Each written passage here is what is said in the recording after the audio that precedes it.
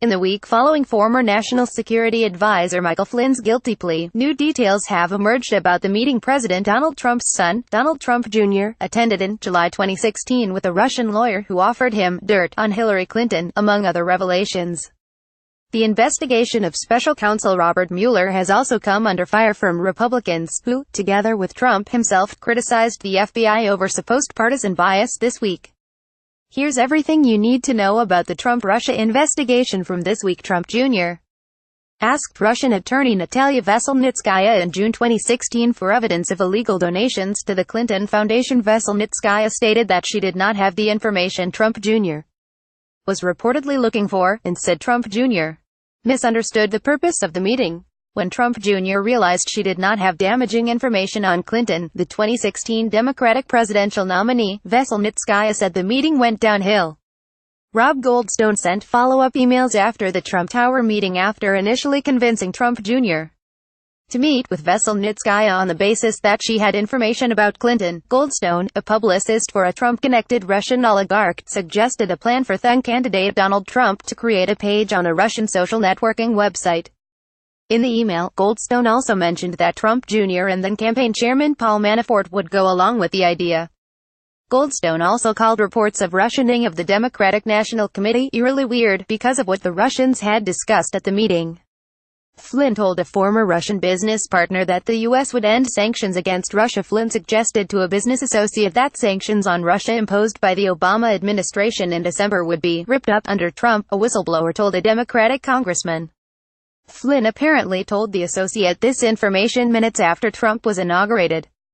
Papadopoulos's fiancé said he had regular contact with high-level campaign officials. The fiancé of George Papadopoulos, the early foreign policy advisor and aide to Trump's campaign team who in October pleaded guilty to making false statements to the FBI, disputed top officials' characterization of him as a low-level volunteer and coffee boy. Mangiante said Papadopoulos was constantly in touch with high-level officials in the campaign. She said she had seen correspondence proving it. Trump Jr. is interviewed by House Intelligence Committee. Trump Jr. was pretty non-responsive on a range of issues during his testimony before the House Intelligence Committee on Wednesday, according to a Democratic member of the committee. "My takeaway is he has a very serious case of amnesia," Rep. Jackie Speier told CNN. Mueller fired an FBI agent in August over an anti-Trump text. Mueller ousted top counterintelligence veteran Peter Strzok from his team in August after the Justice Department's Inspector General began examining whether Strzok sent text messages that could be seen as critical of Trump. Republicans jumped at the revelation to further claims that the Russia investigation is a political witch hunt. In response, Trump tweets that the FBI is in tatters. In a Sunday tweet storm, Trump accused former FBI Director James Comey of lying about a conversation the two had in February about Flynn. In another tweet, Trump wrote, "After years of Comey, with the phony and dishonest Clinton investigation and more, running the FBI, its reputation is in tatters, worst in history, but fear not, we will bring it back to greatness." Current FBI Director Chris Wray responded to Trump's claims with a motivational email to his staff.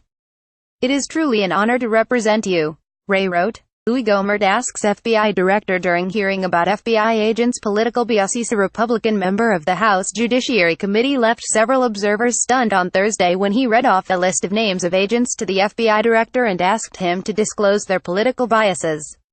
The notion that FBI agents could be subject to political tests from another branch of government unnerved several observers and former employees. Mueller rescinded the bail agreement for former Trump campaign chairman Paul Manafort. Manafort evidently failed to tell the government that he was ghostwriting a draft about his work in Ukraine as late as November 30th.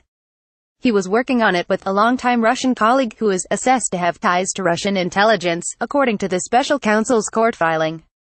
Mueller took back his initial bail agreement as a result. CNN story about a WikiLeaks decryption key being sent to the Trump campaign is debunked. A CNN story initially suggested that the Trump campaign had received a decryption key for a trove of WikiLeaks emails that had been obtained through in advance of their public release, but it turns out CNN got the date of the email wrong. In fact, the key had been sent well after the emails had been published. The FBI met with Trump advisor Hope Hicks to warn her about Russians contacting her. FBI agents gave Hicks defensive briefings on at least 2 occasions after Trump's election to warn her about Russian operatives trying to contact her through email during the transition period. There is so far nothing that indicates Hicks did anything improper. House and Senate investigative committees are mired in infighting. The Senate Judiciary and House Intelligence Committees, two of the three major congressional panels investigating Russia's election interference, appear to have resigned themselves to the reality that their probes will be conducted according to the partisan interests of their members. Flynn judge recused himself. U.S. District Court for the District of Columbia judge presiding over the criminal case for Flynn has been recused from handling the case. The reason for the recusal is still unknown. The amount of money Mueller and his team have spent through September 30th is disclosed. Mueller says that during the first few months of his investigation, his office spent $3.2 million investigating Russian election interference and possible coordination with Trump's associates, according to a report. Site highlights each day to your inbox.